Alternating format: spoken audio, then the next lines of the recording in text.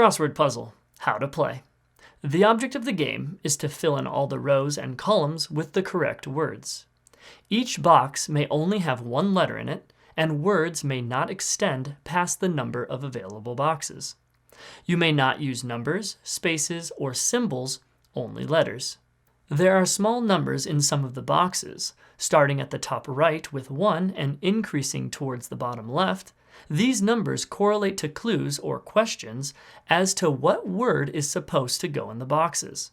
The number applies to the box it is in, as well as the boxes to the right of it or down from it.